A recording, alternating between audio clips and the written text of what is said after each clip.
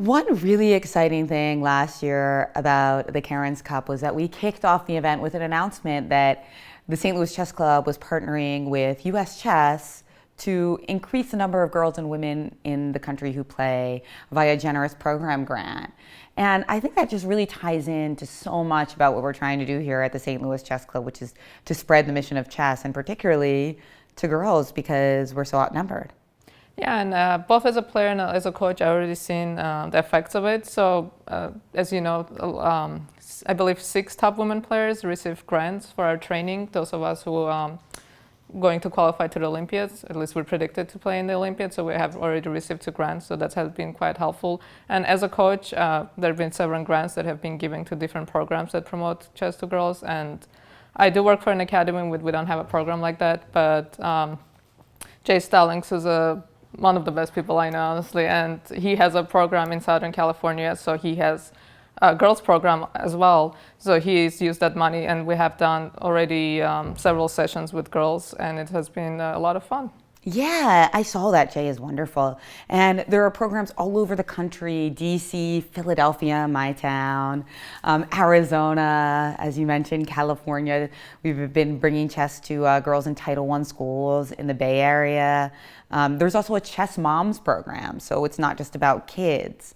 So I'm really excited that everybody's kind of on the same page, that we need to get better numbers for girls and women, not just for the sake of females, but also for the sake of the game itself. Like, you know from going to Olympiads, chess is just a lot more fun when you have a balanced gender ratio.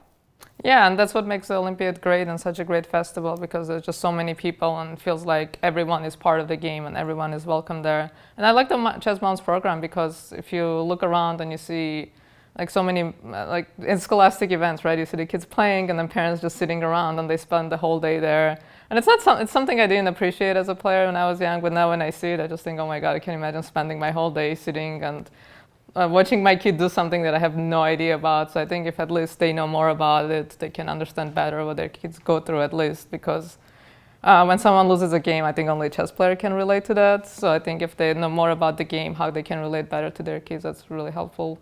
I totally agree, and I think that's true for dads as well. I just think that the worst of both worlds is when the parent doesn't know anything about chess but somehow figures out how to get a chess engine onto their phone. And then they can watch their kids' game live and see what the engine says about it. It's like, no, come on.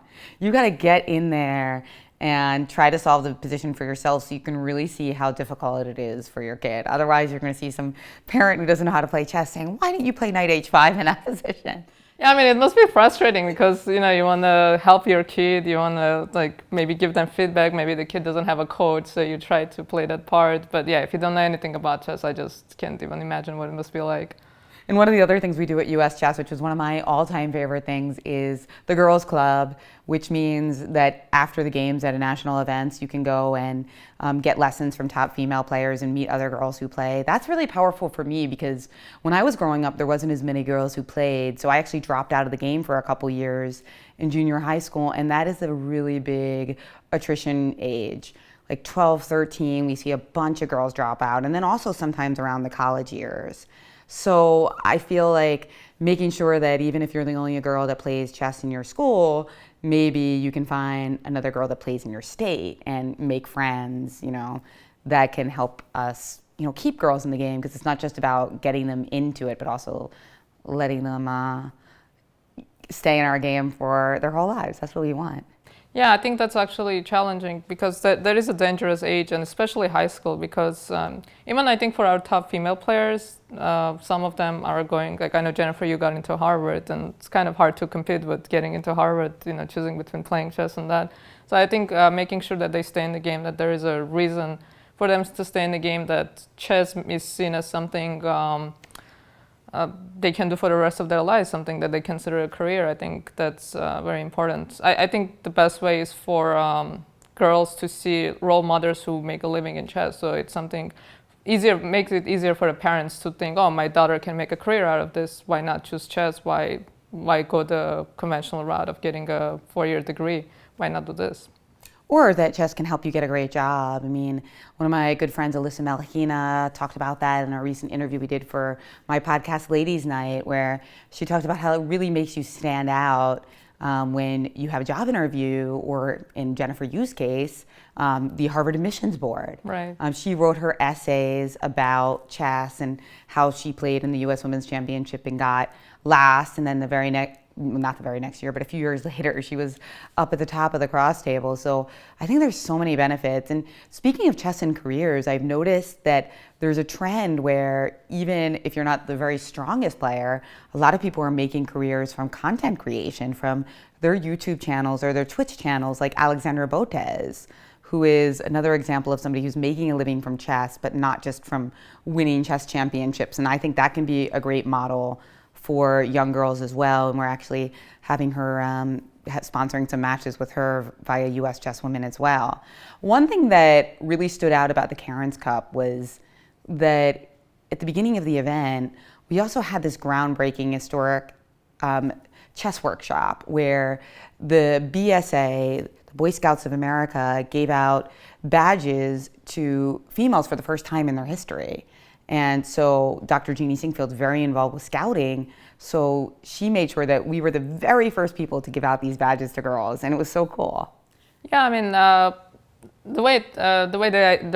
of the reasons that I say I think it's important to have the top females who stay in the game, because growing up for me, chess, like in Armenia, you learn chess to become a chess player, basically. So this is something, that's kind of stayed with me for a long time. But I think the chess world is big, and there's so many things you can do. As you mentioned, content creation. I think there are so many different markets to cater to, like Alexandra Botez. Obviously, like she does things for entertainment, like from what I've seen from her streams. And obviously there's a market that likes to see that. Like not everyone plays chess because, they want to become a grandmaster or anything. And I was actually thinking about this because I just saw some post. Someone said like people are so mean to me because like I'm not good at chess, and they call me all kinds of names, so, like online bullying. And then I was just thinking, what a ridiculous thing to like bully someone because they're not good at a hobby. Like for so many people, chess is just something to pass the time, right? You're on a train, you want to play on your phone. It's not just to become a chess player. And I think there's just such a market that so many girls can enter that, again, like they don't have to take the conventional routes. Like this is something they can use to make a living. Absolutely. And where did you see that? This was a while ago. So, it was, of course, a woman, and she said, like, people are so mean to me. Like, I lost the game. They like call me all kinds of names, and it's just that it's just a hobby for people. Like, not everyone is a grandmaster here. What a ridiculous thing to do to someone because they're not good at it. Well, now that online platforms like Twitch and YouTube are becoming so much more professional, I've noticed that some of these moderation platforms have gotten a lot better. So I really encourage girls and women to, if you had a bad experience before, maybe it's going to be a little bit better now, because we had to cut out that stuff, right? I mean, you just can't have people hating on women and girls who play chess, to get out their anger. And I think I've seen an improvement in this lately. Yeah, but I think it's discouraging. If every time you go online and the comments you read, like you try, like this has happened to me too. Like I've made a video and I just thought I did a good job, and then I read the comments and like someone's like, "Oh, her voice is annoying," or like her voice is cracking, which my voice cracks a lot. And then you get discouraged because you put an effort into it, and then it just feels like this kind of thing's almost expected. Like people are always like, "Well, you're putting something online. What do you expect?" And it doesn't get called out enough. Well, that's definitely not going to happen for this video or for any videos on the Cairns Cup.